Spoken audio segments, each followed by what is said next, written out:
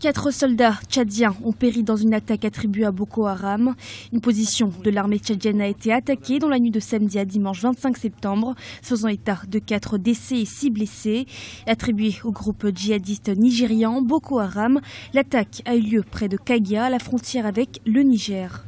Aux environs de 20 h samedi soir, les éléments de Boko Haram ont attaqué le poste de Djoroye, près de la frontière avec le Niger dans la région du lac Tchad, tuant 4 de nos soldats. Dans sa riposte, l'armée tchadienne a tué 7 éléments de Boko Haram. La région du lac Tchad est soumise à des attaques fréquentes du groupe djihadiste Boko Haram. Les pays riverains de cette région, dont le Tchad, le Nigeria, le Niger, le Cameroun et auquel s'est joint le Bénin, ont donc mis en place une force régionale pour lutter contre ces djihadistes, la force multinationale mixte. Depuis la mise en place de cette force multinationale avec un état-major en N'Djamena, cette force, malheureusement, n'est pas fondamentalement opérationnelle.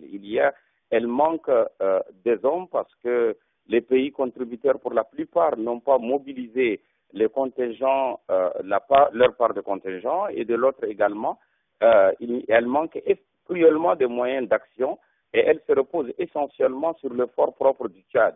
Alors, le Tchad est le seul qui, jusqu'à là, je suis désolé de le dire parce que le seul qui est jusqu'à là en train d'apporter tous les sacrifices nécessaires à la lutte contre cette secte qui, pour beaucoup de gens, elle a disparu, mais réellement, elle est entrée dans la société, elle est entrée dans la clandestinité, mais elle reste toujours opérationnelle sur un terrain comme le lac Tchad, qui est une zone pratiquement qui manque de tout contrôle. Aucun des États limitrophes ne contrôle réellement cette partie de l'Afrique centrale. Les Tchadiens sont en effet à la pointe de la lutte contre Boko Haram avec une remarquable capacité opérationnelle.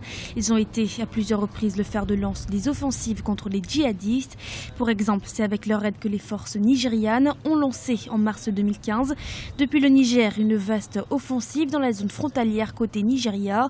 Grâce à la coopération régionale et à la mutualisation des renseignements, ces différentes opérations qui leur permettent de reprendre plusieurs villes alors occupées par Boko Haram, comme Damasak où les militaires découvrent un charnier, puis Malam Fatori situé juste en face de Bosso.